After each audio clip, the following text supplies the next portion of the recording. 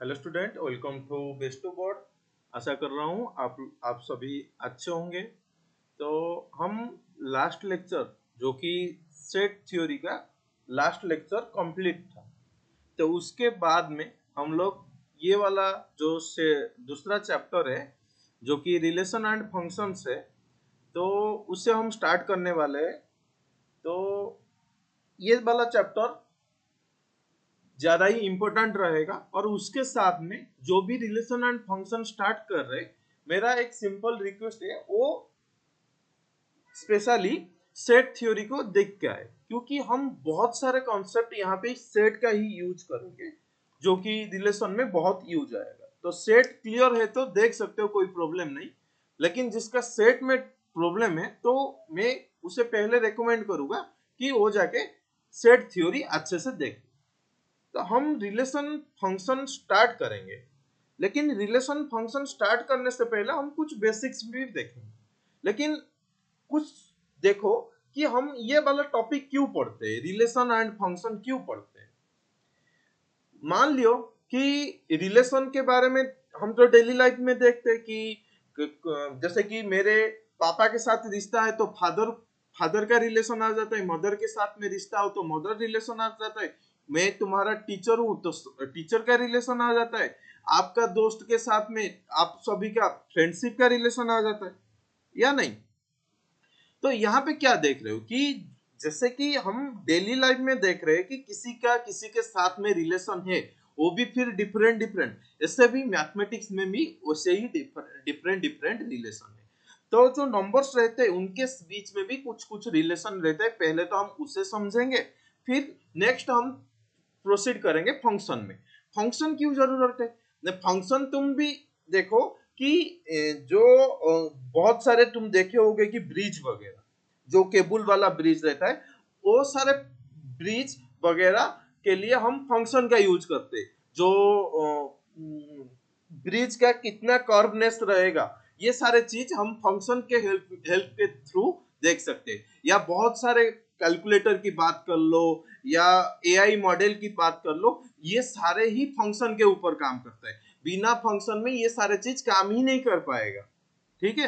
तो इस तो फंक्शन का इंपॉर्टेंस सोच सकते हो कि तुम जब कंप्यूटर साइंस पढ़ोगे या एआई फील्ड में पढ़ोगे या हायर मैथमेटिक्स में भी बहुत सारे प्लेस में, या सिविल वगैरह में देख लिए कि कभी कैसे कंस्ट्रक्शन में भी यूज आता है, वहां पे फंक्शन का यूज आता है। ठीक है। तो फंक्शन इसलिए पढ़ना जरूरी है। चलो, मैं ये ये तुम्हें प्रॉमिस कर रहा हूं कि एक बार ये चैप्टर कंप्लीट करके देखो कि तुम्हारा जो रिलेशन एंड फंक्शन में जो भी सारा डाउट या कुछ भी आता होगा वो पूरा फ्री, मतलब पूरा क्लियर होके ही रहेगा। ठीक है। चलिए स्टार्ट करते हैं कि जैसे कि बताया कि हम रिलेशन से पहले कुछ बेसिक चीज बताएंगे, पहले उसे देखते फिर रिलेशन को प्रोसीड करेंगे।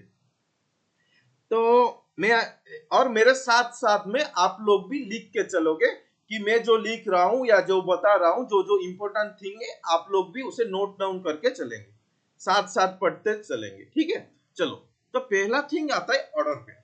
या ऑर्डर पेयर क्या है, क्या ऑर्डर पेयर का मतलब, जब मैं ऑर्डर पेयर बोला तुम्हारे दिमाग में क्या आ रहा है कि कुछ ऐसा चीज है कि उसे कुछ ऑर्डर या कुछ अरेंजमेंट में रखना है, ऐसा कुछ आ रहा होगा दिमाग में कि ऐसा कुछ मेरे पास, या जूता हो गया या कुछ पेंसिल हो गया, जैसे कि नंबर हो गया, मैं नंबर की बात कर रहा हूँ कि नंबर को ऑर्डर में रखना है, 1 2 3 4 पेयर। पेयर मतलब तो दो की बात कर रहा है, लेकिन मैं अभी पूरा नंबर की बात कर रहा हूँ कि हम एक ऑर्डर में रखेंगे। 1 2 3 क्या किए, स्मॉलर टू ग्रेटर, ऐसे ऑर्डर में रखे। जैसे कि मैं 10 9 8 ऐसे रख रहा हूं, तो वो क्या हुआ कि वो क्या क्या हो गया कि वो तुम्हारा डिक्रीजिंग ऑर्डर में आ गया। क्या आ गया, डिक्रीजिंग ऑर्डर में आ गया। मैं ऑर्डर स्टार्ट करने से पहले मैं एक क्वेश्चन पूछता हूँ, क्या ऑर्डर मैटर करता है। मैं एक क्वेश्चन पूछ रहा हूँ, क्या ऑर्डर मैटर करता है।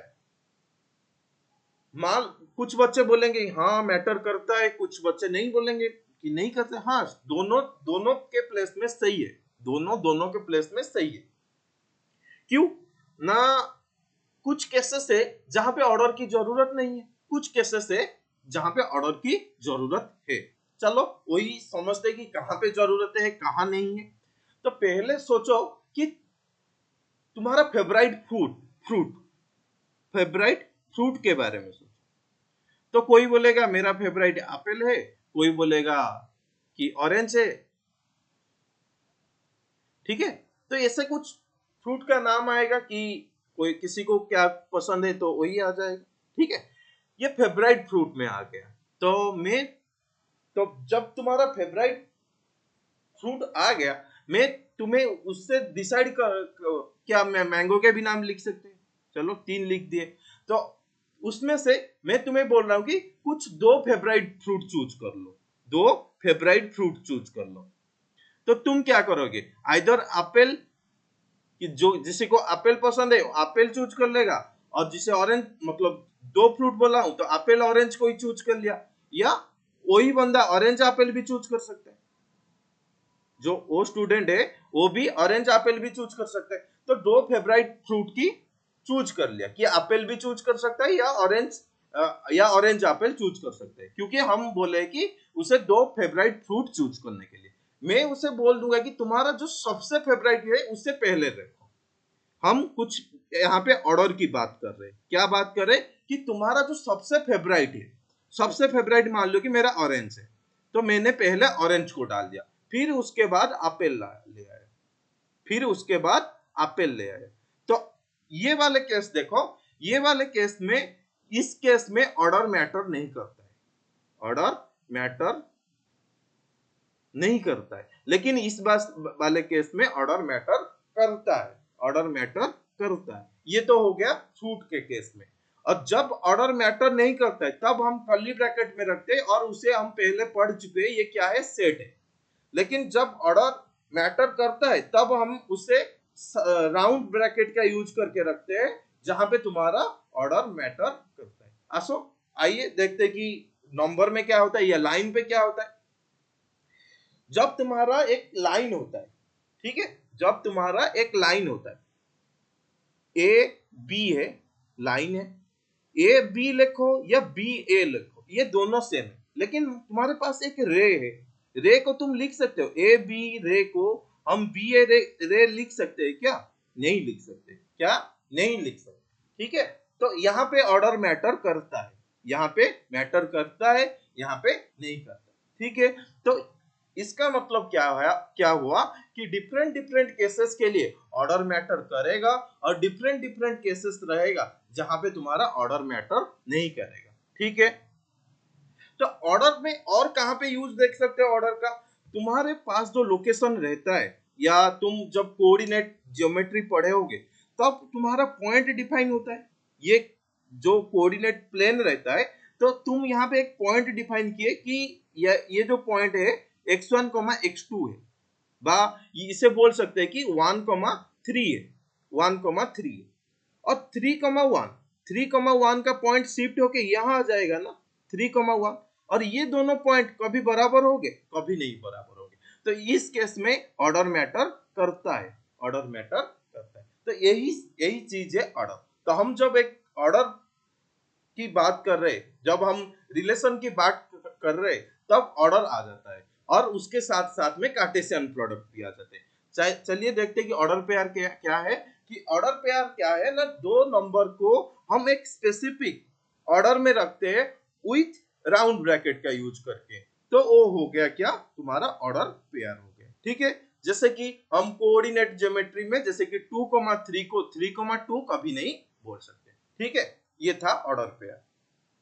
नेक्स्ट है equality of order pair. Next है, या एग्जांपल कर सकते हैं, जैसे कि हम कुछ ऐसे रखना है कि नंबर है, ए सेट में तुम्हारा नंबर है 1 2 3 और 4 है, और बी सेट में नंबर है 3 4 5, ये कुछ नंबर है, बी सेट में ये कुछ नंबर है, या यहां से हम ठीक है, ये कुछ नंबर है। तो अभी हम ऑर्डर पेयर को नाम दिए, सेट एस डिफाइन किए, और उसमें ऑर्डर पेयर जो एलिमेंट आएगा ए कॉमा बी, सच दैट ए क्या होना चाहिए, लेस देन बी होना चाहिए। यहाँ पे ऑर्डर मैटर किया, कि ए जो आएगा वो बी से छोटा होना चाहिए, मतलब स्मॉलर होना चाहिए। 1,3, 1,4, 1,5। इससे तुम 2,3 भी लिख सकते हो, 2,4 भी लिख सकते हो, 2,5 भी लिख सकते हो। क्या 3,3 लिख सकते हैं?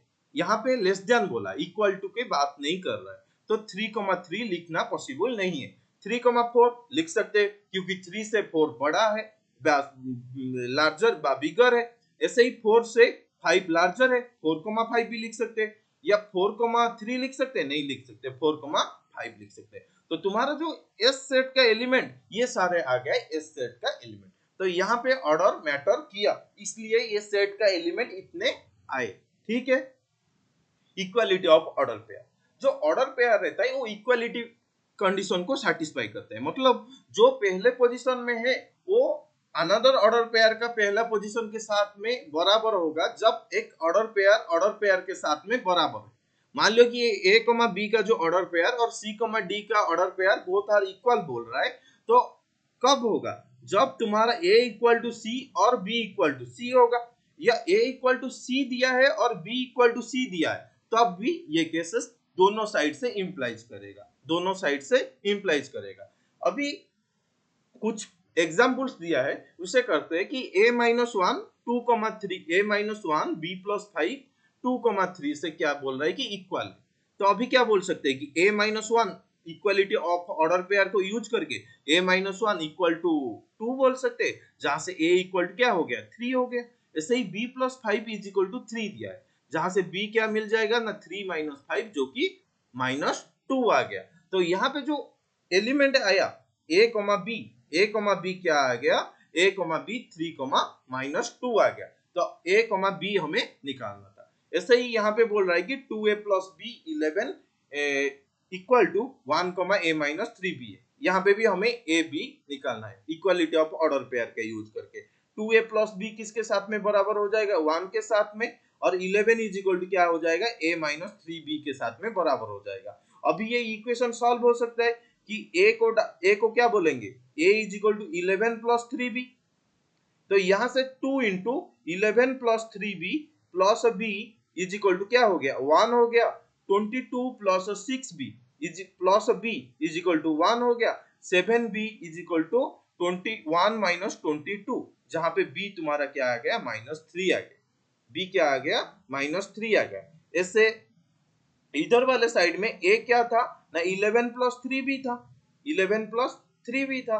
तो यहां से अभी ये बोल सकते हैं कि 11 - 9, b कितना आया है -3 आया है, 3 × -3 -9, a इज इक्वल टू 2 हो गया। तो a is equal to 2, b is equal to -3 आ गया। ठीक है, ये था कुछ examples equality of order pairs का यूज करके। ठीक है, तो अभी हम चलेंगे कार्टेशियन प्रोडक्ट से। कार्टेशियन प्रोडक्ट क्या है? ठीक है, कार्टेशियन प्रोडक्ट क्या है? तो कार्टेशियन प्रोडक्ट क्या है, पहले समझते हैं कि कार्टेशियन प्रोडक्ट क्या है।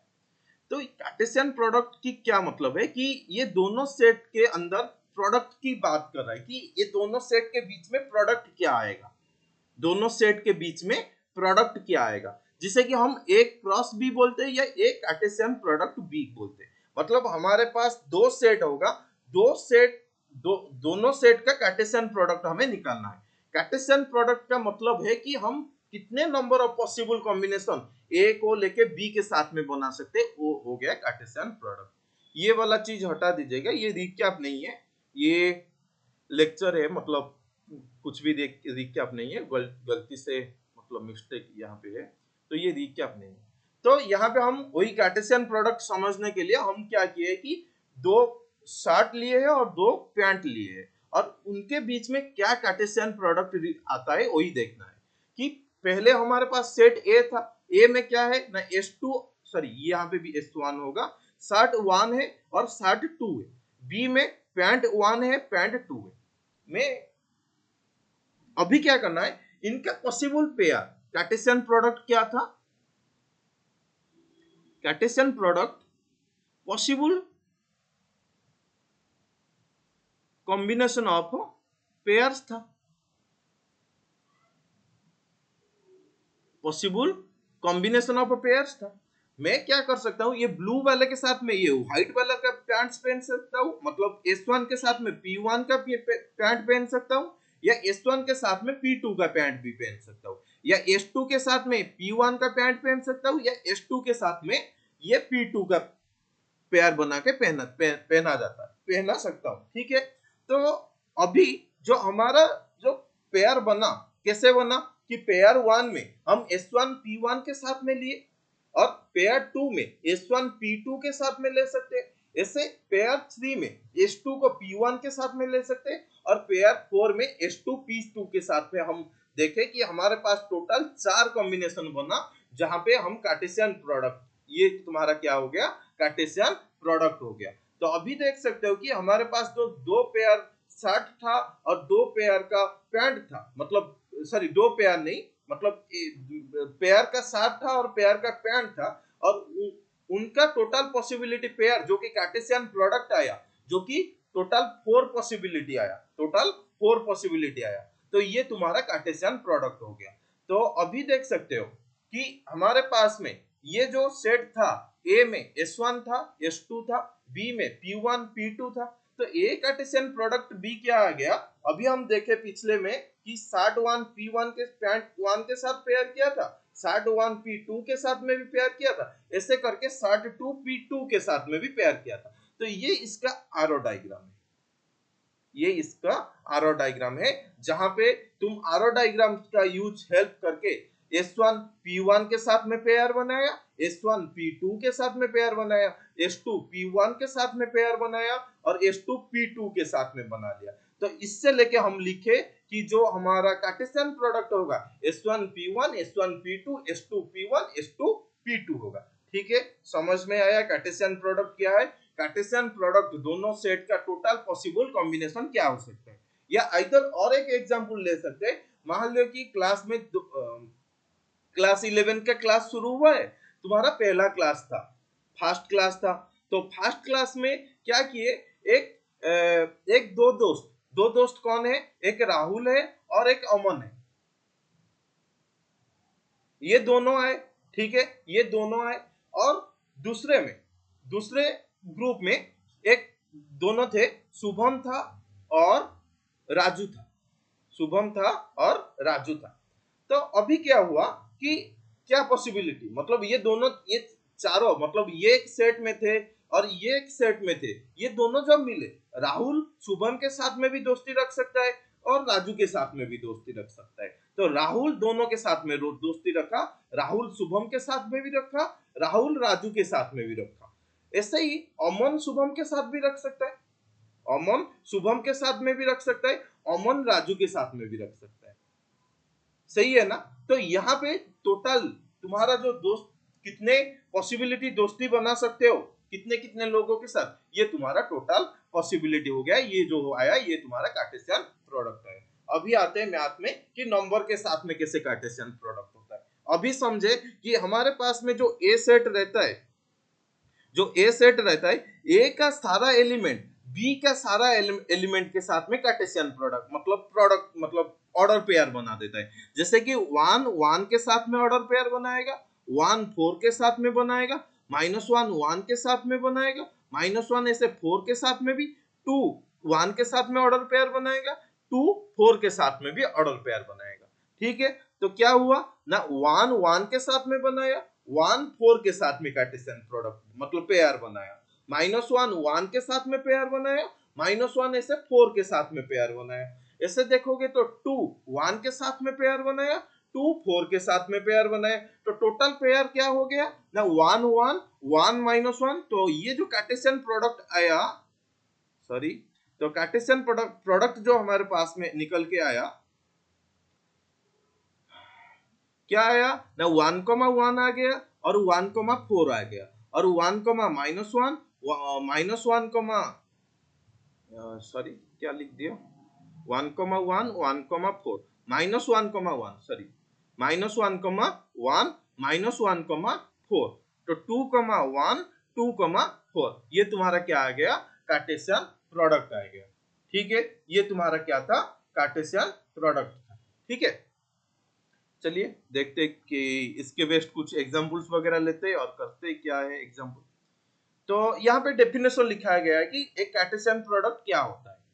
तो कार्टेशियन प्रोडक्ट क्या होता है जो हम समझे उसे ही सिर्फ यहाँ पे डिफाइन करा गया है कि कार्टेशियन प्रोडक्ट का मतलब क्या है कि सेट ए सेट बी है, टोटल जो ऑर्डर पेयर बनाएगा और यहाँ पे जो एक्स है पहला एलिमेंट वो ए से आना चाहिए और जो दूसरा एलिमेंट वो बी से आना चाहिए और ये तुम्हारा कार्टेशियन प्रोडक्ट हो जाता है। और यहाँ पे इनटू या मल्टीप्लिकेशन नहीं बोलोगे, यहाँ पे क्रॉस या क्या बोलोगे, कार्टेशियन प्रोडक्ट बोलोगे ये सिंबल को। ठीक है, चलो अभी देखते हैं यहाँ पे कुछ एग्जाम्पल दिया है कि यहाँ पे तुम्हारे पास जो एग्जाम्पल दिया है जो a equal to 1 2 3 b equal to 4 5, तो इसके कार्टेशियन प्रोडक्ट क्या हो जाएगा, 1 b के सारा एलिमेंट के साथ में ऑर्डर पेयर कॉम्बिनेशन लाएगा तो 1 4 आ गया 1 5 आ गया, ऐसे ही 2 4 आ गया 2 5 आ गया और 3 4 आ गया और 3 5 भी आ गया। ये तुम्हारा कार्टेशियन प्रोडक्ट बन गया। ठीक है, अभी बोल रहा है कि इफ कार्टेशियन प्रोडक्ट का नंबर ऑफ एलिमेंट कितना होगा, कार्टेशियन प्रोडक्ट का नंबर ऑफ एलिमेंट कितना होगा।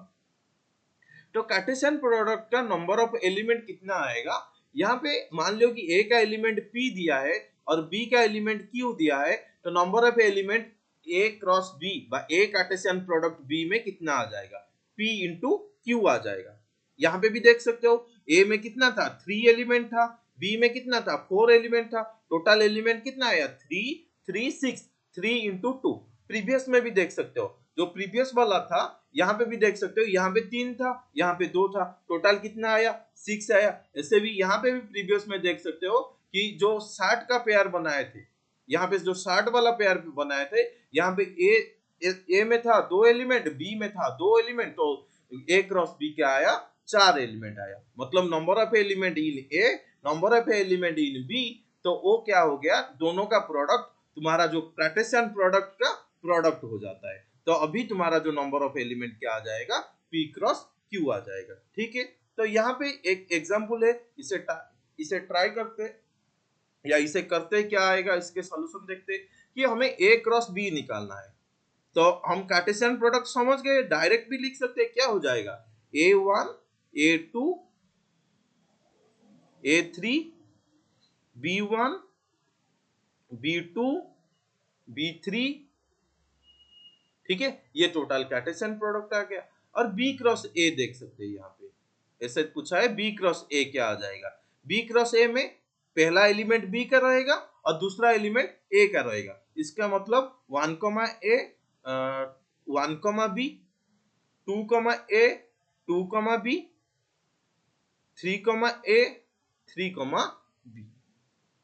और यहां से देखो कि एक ऑब्जर्व करो या नोट कर सकते हो कि जो कार्टेशियन प्रोडक्ट रहता है a,1, हम देख के आए कि a,1 not equal to 1, a, मतलब a क्रॉस b जनरली क्या होता है b क्रॉस a के साथ में कभी भी बराबर नहीं होता है। ठीक है, जब तुम्हारा a सेट एलिमेंट और b सेट का एलिमेंट दोनों सेम है तब तो बोल सकते हैं, क्योंकि ऑर्डर 1 1 लिखना और 1 1 लिखना, उससे दोनों का चेंज करके लिखने से कोई फर्क नहीं आता।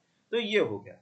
अभी a क्रॉस a का कार्टेशियन प्रोडक्ट क्या आ जाएगा, a क्रॉस a का कार्टेशियन प्रोडक्ट क्या आ जाएगा, a में क्या है a b है, a b है, और इसे हम आरो डायग्राम का भी हेल्प में भी कर सकते हैं।